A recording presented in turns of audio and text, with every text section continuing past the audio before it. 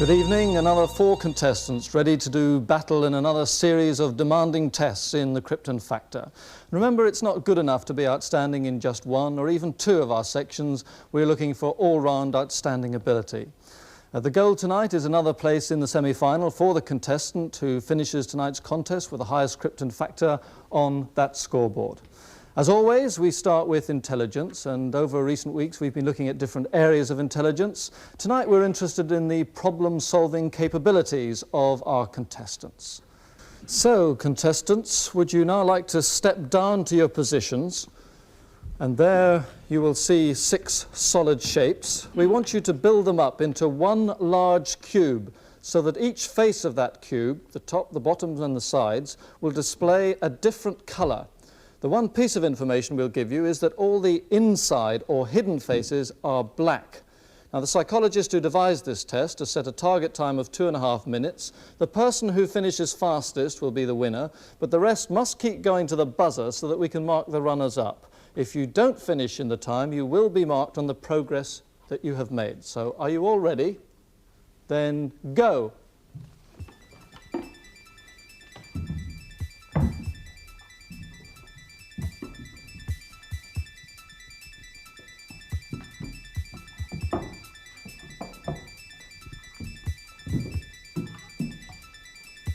Simon Peters there. Don't forget, if he builds it correctly, you'll see just one colour on the side facing you.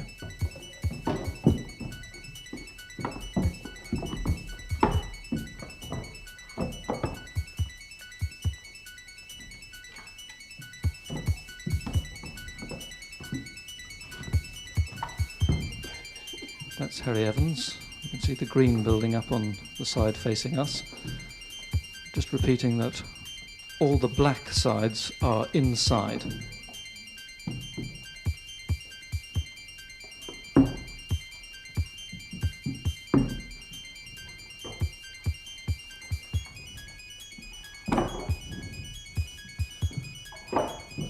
David Torvell. The key to all this is the first block, really. If you get the right one, then you should be going well for the finish.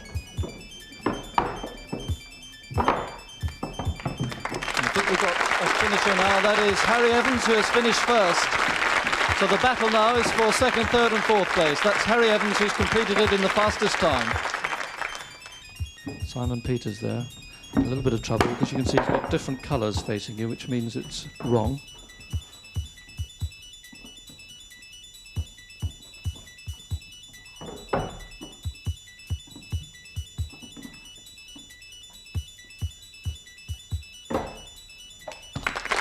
And that's David Torvell, who seems to have finished 2nd.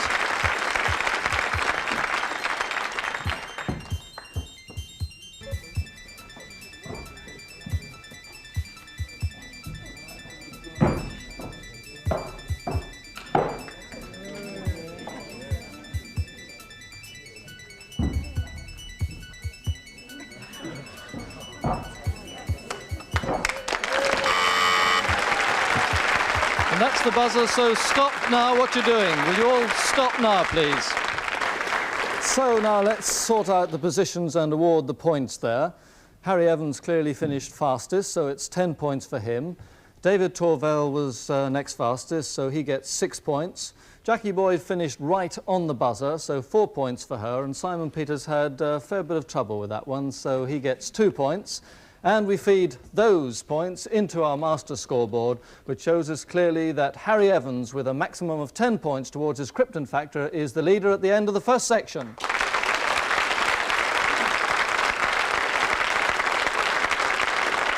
But still a long way to go, and we move on now to the section that's given so much trouble to our contestants in the previous 3 programmes, physical ability, an assault course built specially for us by the Army, tested by the Physical Training Corps and rated by them as very tough indeed. It's designed not to measure strength. What we're concerned with is agility, coordination, balance and stamina. And as you'll have seen in previous weeks, this race has been handicapped for age and sex difference. But remember, we are looking for physical fitness. So whatever your age or sex, if you're fit, the handicap will give you every chance to win. So let's see how our contestants in this programme have been handicapped.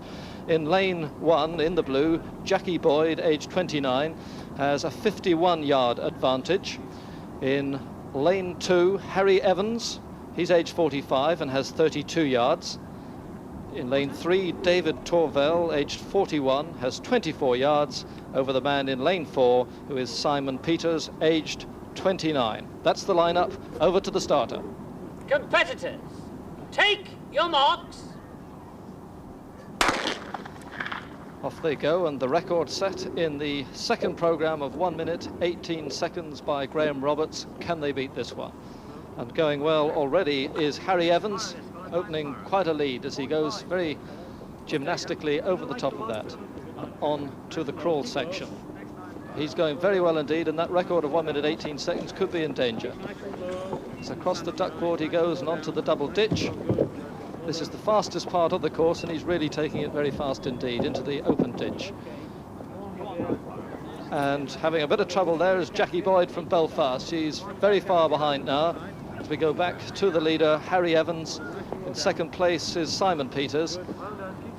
But Harry Evans going well. He's 3 obstacles to go. He must get across that, or he would have to redo that particular obstacle. He does it into the maze, doubles back in himself straight forward, and then onto this swing over the great pit here, and he looks very strong as he comes up to this. Don't forget, 1 minute 18 is the record. He's over nicely, and he's going to go through, and he's going to break that record as he comes up to the line now. He does it in 1:05. The record was 1:18, so he sets a new record. And coming through now in second place is Simon Peters.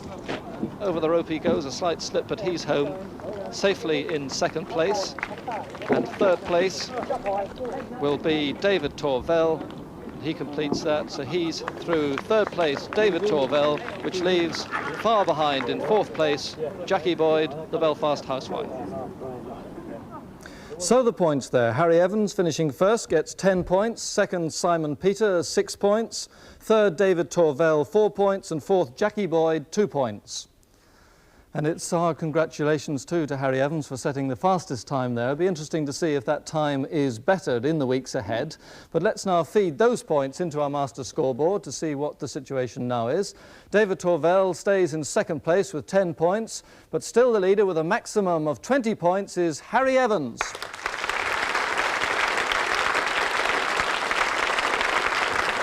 Well, still 3 tests to go, of course, and next is the personality section. And this test puts really great demands on our contestants, for they not only have to write a witty 30-second script on a subject we give them, but they have to deliver it into the camera in 1 take only. That means they've got just 1 chance to get it right. Well, the instruction we gave them this time was to write a 30-second television commercial for something completely outrageous. So let's see how they did. The first to go was Simon Peters, who decided to try and sell us a steamroller.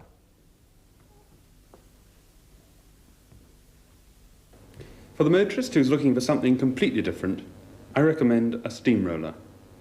Apart from the obvious uses for anyone building his own road, a steamroller has many advantages over the ordinary family saloon, for anyone who wants to make an impression. The big plus is that the proud owner of a steamroller will find that nothing gets in his way. Other drivers will hurry to clear the road ahead on every occasion. Remember, a steamroller is heavy on petrol, but at 32 tons, it's even heavier on anyone who gets in your way. A steamroller commercial there from Simon Peters. Now Jackie Boyd selling the well-known newspaper, the Daily Moon. The Daily Moon, Britain's biggest daily sale. Next week in the Daily Moon, the secrets even they didn't know they had. Shirley Williams, our girl on page 3, page 4, page 5. Marjorie Droops writes, "Are braless women lowering their standards?" This week's competition is, are Jimmy Carter's teeth true or false? So go out soon and buy your very own Daily Moon. The Daily Moon there. Now here's Harry Evans, who's persuading us to buy a gorilla. Good evening. I'm here to tell you about gorillas. In fact, not just to tell you about them, but to sell you one. A gorilla does make a very useful pet, especially at a football match if the crowd's a bit thick, and in the bar later on. And if you're a bit late home, to terrify the wife. You're worried about the cost. A gorilla can be kept quite happily in a garden of only 10 acres, provided the neighbours don't mind, barbed wire fences, a 20-foot moat, and the banana skins. But these are details. Don't delay. Buy a gorilla today. Harry Evans selling a gorilla. Finally, it's David Torvell persuading you to join the Rat Lovers League. Do you have rats in your house? If so, you have a problem. If you set traps, you may catch the cat. If you put down poison, the children may eat it. But why be negative? Learn to live with your rats and love them. Share a new interest with thousands of fun-loving people throughout the country. The Rat Lovers League has a branch in your area with a full programme including neighbourhood rat walks, races and hints on the care of rats. Enrich your life. Join the Rat Lovers League.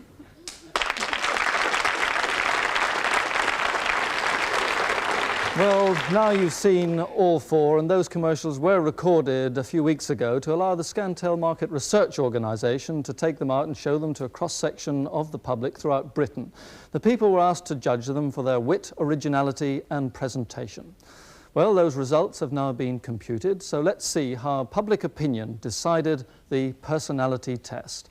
Of those people interviewed, 31% went for Simon Peters, he's first, 10 points for his steamroller. 27% went for Harry Evans, 6 points for his gorilla. 24% chose Jackie Boyd, 4 points for the Daily Moon. And 18% went for David Torvell, 2 points for the Rat Lovers League. So let us feed those points now into our master scoreboard. And there we see that Simon Peters is into second place now with 18 points, but still the leader at this stage, Harry Evans with 26 points.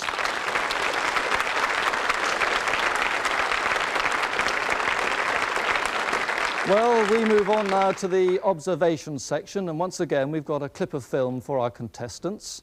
So contestants, in a moment I'll ask you to turn and face your screen. You'll see a clip of film. When it's over, I'll ask you 3 questions about it. You'll get an either-or question, 1 on the visual content, 1 on the dialogue, a maximum of 6 points each, which you now turn and look at the film. Here it comes.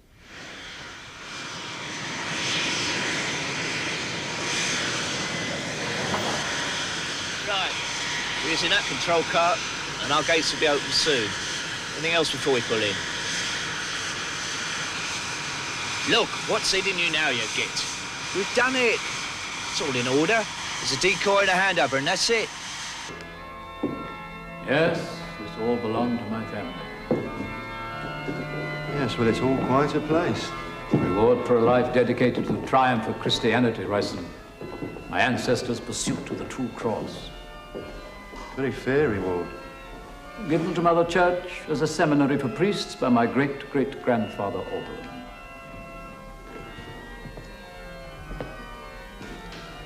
Tax reasons? Right, here he comes. He's cutting it a bit fine. The big one's due in 5 minutes. Here, Rod, fix that geezer before he gets back for his van, will you? Very comfortable spread you've got here, Father. Perhaps you'll hear my confession now, Father. Later, I'll give you the history of the tomb.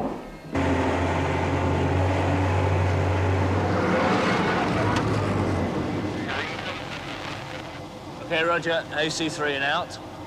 It's on approach. Don't you tell her it's right to go ahead? No, the instruction is I'll signal if it's delayed. Right, move yourselves. Security, listen carefully because I won't repeat this message. Philip Dodson, the runaway clerk from the National Records Office, is in Piper Navajo, registration number GAYLJ, parked Southside 2, Terminal 43. He is in transit for Amsterdam and the Soviet Union and is traveling under the passport of Henry King.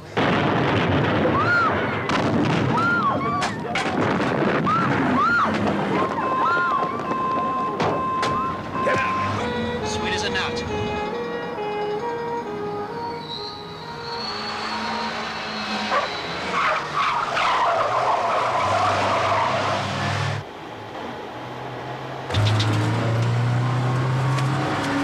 Get rid of those gates.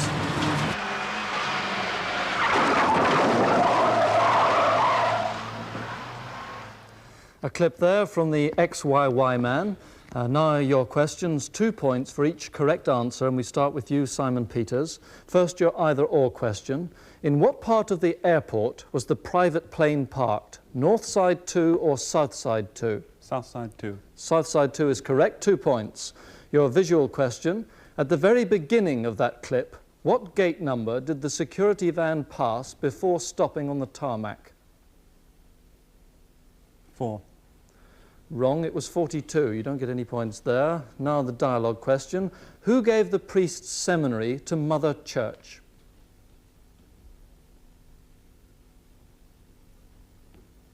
Must have an answer. I don't know. It was the older man in the crypt's great-great-grandfather. So 2 points in all for you. Jackie Boyd, your questions. When the 2 priests walked through the crypt during that film clip, were they both carrying Bibles or just one of them? One was carrying a Bible and one... Were they both carrying or just one? Just one. Just one is correct, 2 points. Who was the only person to smoke a cigarette in that clip you saw? The man with the spotted tie who was talking to the man whose grandfather gave the seminary. Right, the younger man in the dark coat, that's absolutely right, 2 points. What was the make of the private plane which was revealed in the telephone call? A Piper Comanche? No, it was a Piper Navajo. I think we can give you 1 point for that. So we move on to Harry Evans. When the Piper Navajo plane blew up, how many explosions were there? 2 or 3? 2. You're wrong, there were 3.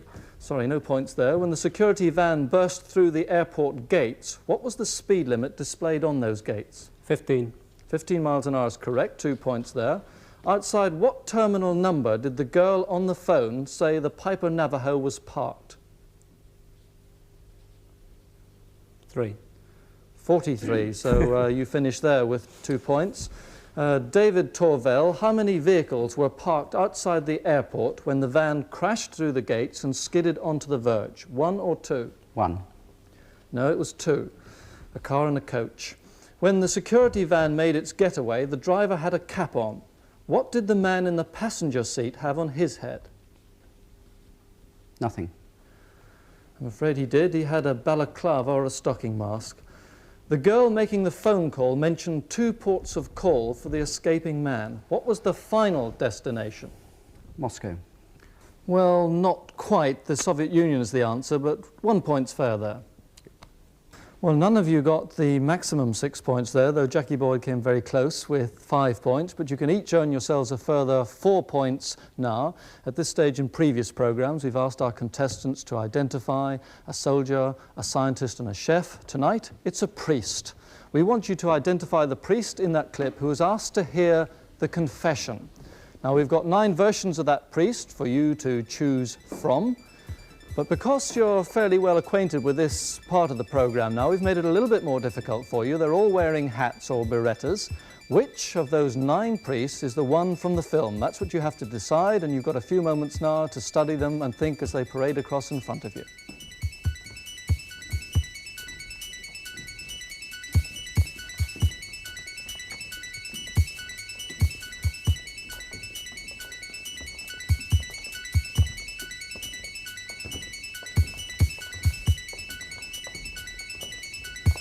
There are 3 priests in the film. It's the one that was asked at the end to hear the confession. Take your last look now. In a moment I shall ask you to decide which of those priests is the one in the film. You've got indicator boards on your laps. You'll be asked to press the number which corresponds with the priest here, the one you think was in the film. So if you've had your last look, it's decision time now. So when I tell you, press the button. Are you ready? Have you made up your mind? Press the button now. Right, you've all made your choices. Let's see how it works out. Simon Peters has chosen priest number 8. Could I ask priest number 8 to step forward, please? Jackie Boyd has gone for priest number 4. Would he step forward, please? Harry Evans has chosen priest number 8. And David Torvell has also chosen priest number 8. So, which one is the priest from that film? Can I now ask him to make himself known? Yes, it is number 8, actor Michael Sayers.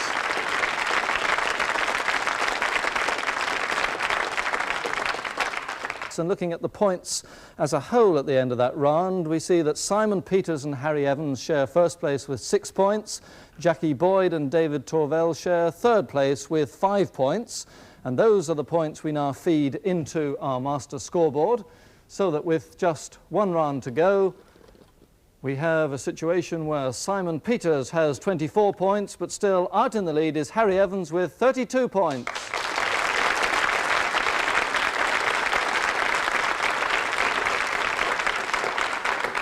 Well, just 8 points between Simon Peters and Harry Evans, and we've seen in previous weeks that that's nothing into the last round because it's general knowledge. There are lots of points available. It's rapid-fire questioning, 1 point for the correct answer, but the contestants lose a point if they give an incorrect answer. They can interrupt the question, and one should also say that each question is linked in some way to the previous answer.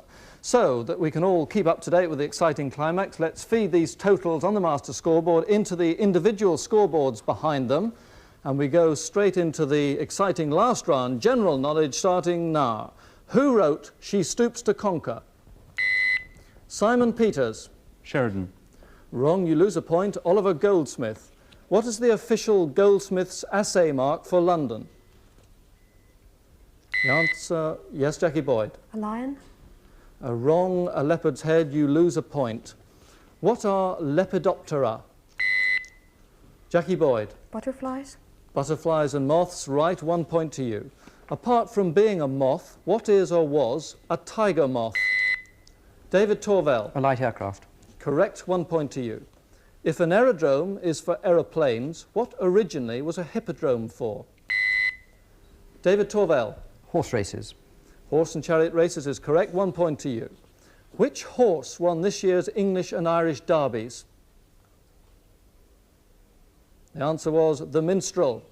Who was the minstrel poet who searched out Richard the Lionheart? Interrupted by Jackie Boyd. Blondin. Blondel, correct, 1 point to you. Blonde on Blonde was the title of a very successful LP of 1966. Interrupted by Jackie Boyd. Did you say blonde on blonde? I did. Is it a group of 2 girls? Now I must have the right answer when you interrupt, which was Bob Dylan. You lose a point from your score. Which Dylan wrote about Thlaragub? Jackie Boyd. Dylan Thomas. Correct, 1 point. The Thomas Cup was first played for in 1948. In which sport is it awarded? Badminton is the answer. Badminton takes its name from the ducal mansion in the county of Avon. Which duke's seat is Badminton? The answer is the Duke of Beaufort's. And just coming up to a minute to go now, Simon Peters on 23 points, Harry Evans on 32 points. As we continue, the Dukes of Norfolk have since 1660 held what family? Interrupted by Jackie Boyd. Lord Marshal of England? Lord No, Marshal the answer Chancellor? I wanted was the family name Howard, Fitzalan Howard, so you lose a point from your total. Howard Hughes was the subject of a phony biography in 1971. Who concocted this life story? Simon Peters. Clifford Irving. Correct, 1 point to you. Irving Berlin wrote a song for the film Holiday Inn that has since sold more records than any other. Interrupted by Harry Evans. White Christmas. White Christmas, correct, 1 point to you.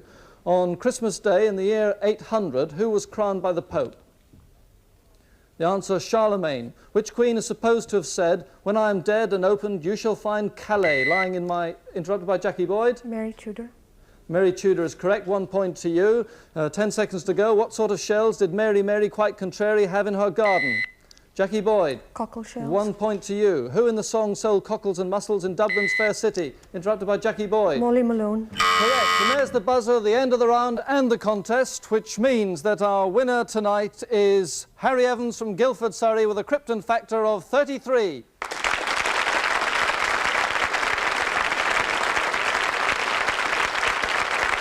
Well, a very clear winner in the end. Simon Peters unable to close the gap in the last round there, but Harry Evans, as our outright winner, goes through now to the semi-final. We're back next week, 7 o'clock, with another Krypton Factor. Until then, good night.